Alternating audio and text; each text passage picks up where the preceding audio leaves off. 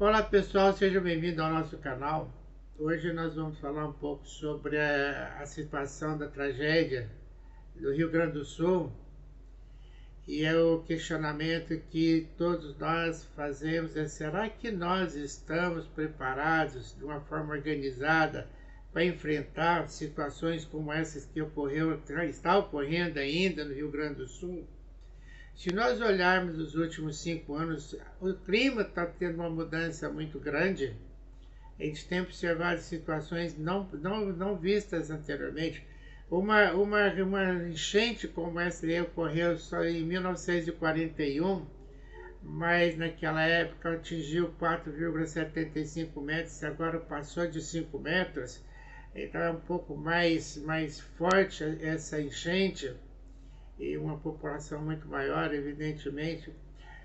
E também em outras partes do mundo nós tivemos aquela tempestade de chuva lá em Dubai, em outras partes do mundo. Aqui no Brasil nós temos aí recentemente uma chuva muito forte em Belo Horizonte, destruindo parte de alguns bairros da cidade. Então nós temos cada vez mais frequente essas tempestades de chuva, mas também falta de chuva e secas, nunca antes observado, como o caso aqui da Amazônia, na Amazônia, em que nós tivemos até botos mortos, uma coisa que a gente não observava antes.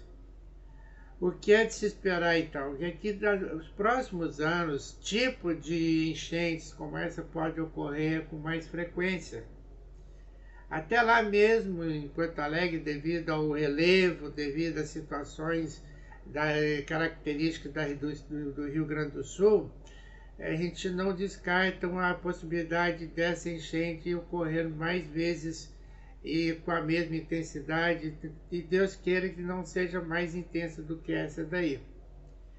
Então acho que agora seria o momento da sociedade planejar um pouco mais, para poder se precaver de uma forma preventiva. O que nós podemos fazer para que minimize esses problemas, e não só em Porto Alegre, tem que pensar em toda a cidade do Brasil.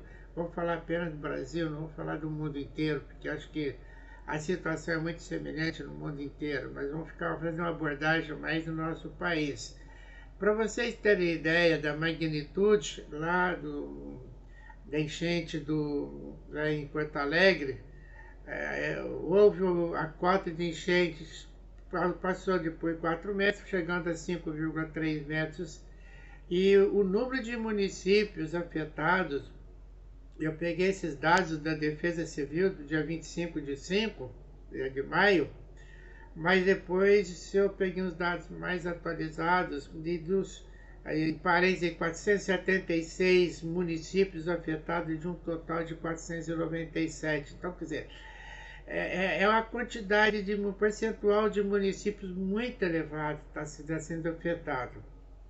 O número de pessoas desabrigadas, então, passou de quase chegando a 100 mil, desalojados mais de 580 mil, afetados mais de 2,3 milhões de pessoas.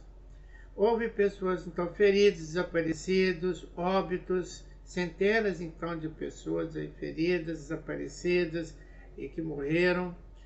E tem, claro, que aquela parte positiva de resgate de pessoas, de animais, e deu para salvar muita gente aí, né? E o que chama a atenção é que a Defesa Civil, o contingente, é pequeno, pensando na situação de calamidade que está acontecendo lá. Naquele dia, no dia 25 de maio de 2024, o efetivo de pessoas era 27.751, mas claro que isso daí, dependendo do dia, da situação, aumenta, diminui. O número de viaturas é um pouquinho mais de 4 mil, algumas aeronaves, embarcações. O que esses dados estão mostrando? Que a Defesa Civil, os órgãos, a parte governamental da sociedade, sozinha, ela não consegue resolver o problema. E outra coisa é que, às vezes, as pessoas, naquela ânsia de ajudar, a gente percebe uma certa desorganização geral. Eu percebi, assistindo o noticiário da televisão, que pessoas aqui em Manaus estavam comprando água, comprando alimentos, fazendo, então, mandando, então, uma companhia aérea se prontificou a levar até Porto Alegre, até Rio Grande do Sul, né? Lembrando que a distância de Manaus até Porto Alegre é de mais de 4.400 quilômetros. E também mostrou na noticiário nacional que também estava vendo pessoas comprando água, dando de alimentos, e em Fortaleza eles enchendo caminhões para trazer e vai levar para Porto Alegre.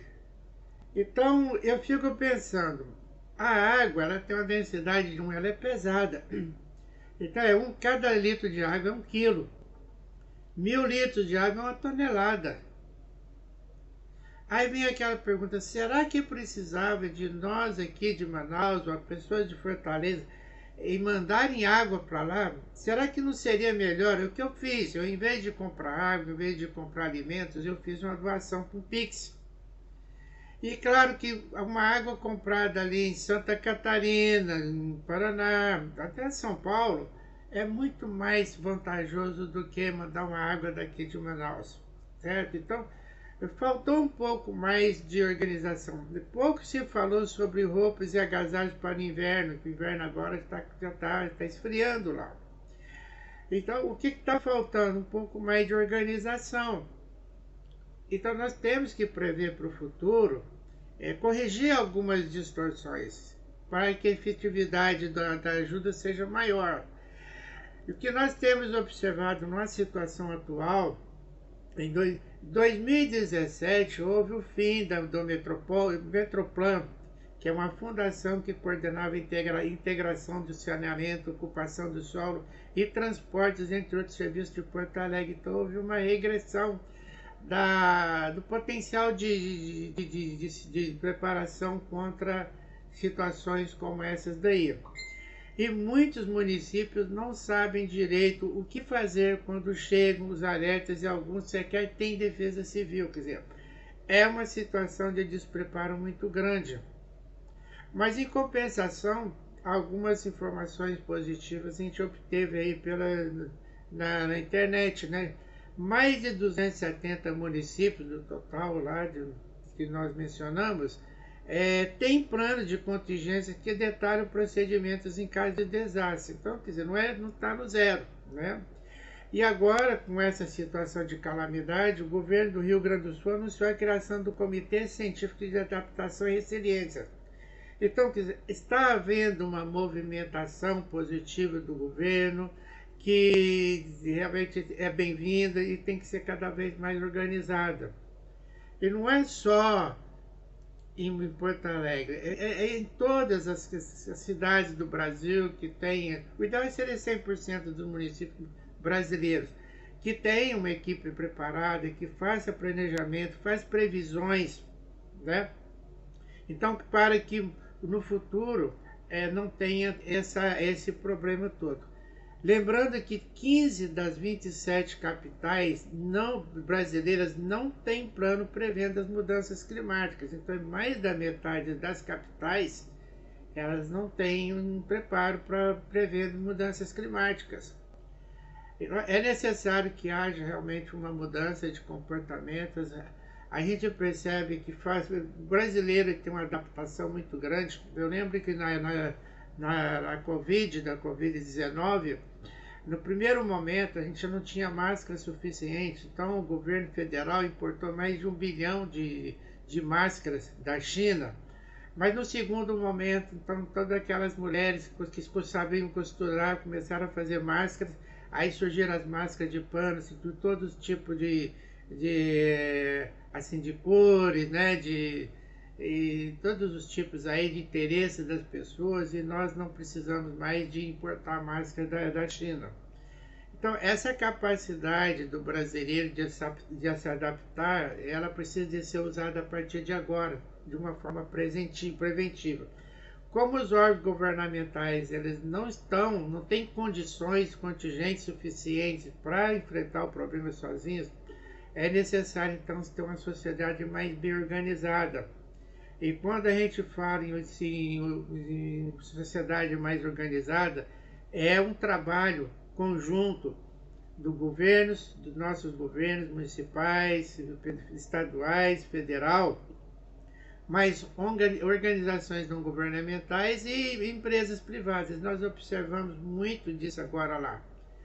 Então, muitas organizações não governamentais estavam atuando de uma forma altamente positiva.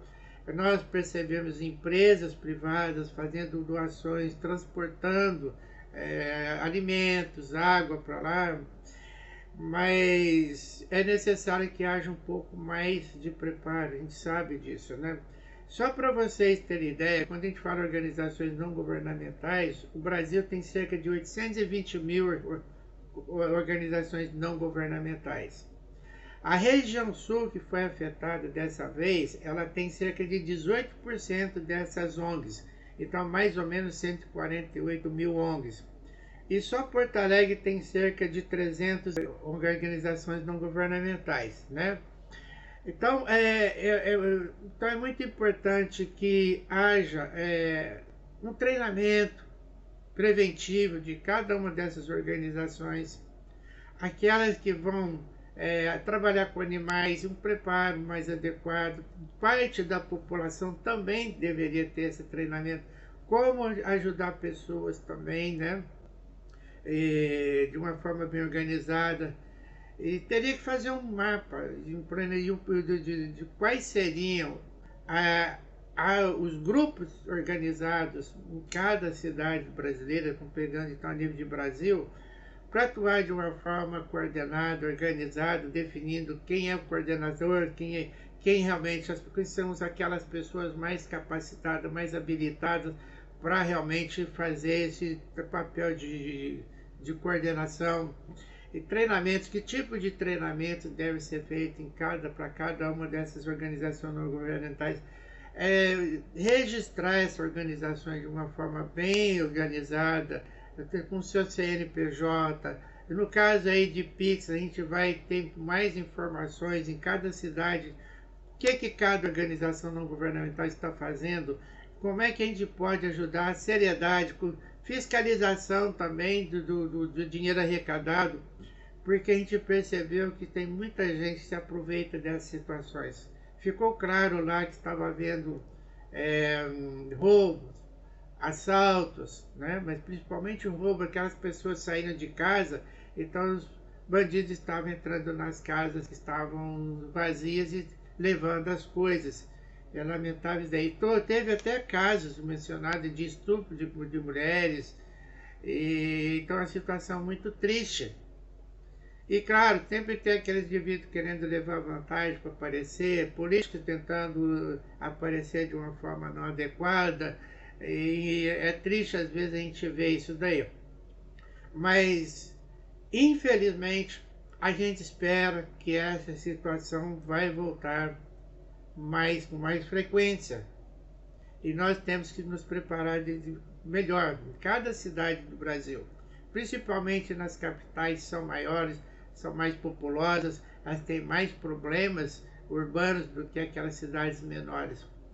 Cidades com menos de 100 mil habitantes não tem tantos problemas como essa de 500 mil, 1 milhão ou mais, né?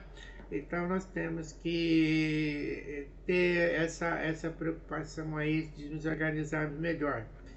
E para não acontecer aquilo que a gente já vem percebendo em algumas regiões, por exemplo, nas serranas do Rio de Janeiro e Espírito Santo, todo início de ano, quando começa a chuva naquelas regiões, a gente tem desmoronamentos, deslizamentos, mortes, desaparecidos, danos materiais. Isso já vem há muitos anos.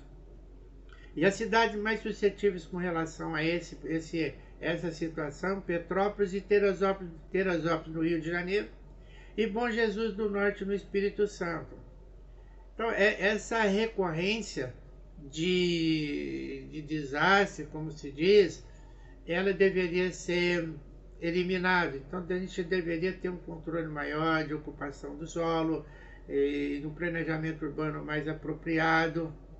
Mas eu gostaria de deixar isso daí para um outro vídeo, porque tem muita coisa mais envolvida quando a gente pensa em planejamento de ocupação de solo, de preservação de vegetação, e uma série de fatores aí que aumentaram então a gravidade da situação lá em Porto Alegre, e claro que vai também aumentar a gravidade em qualquer outra cidade brasileira se nós não tomarmos cuidado com o meio ambiente. Não tem como escapar de fazer um trabalho conjunto de desenvolvimento, mais combinado com preservação do meio ambiente. Já está claro que a gente vai ter que olhar com mais seriedade isso daí.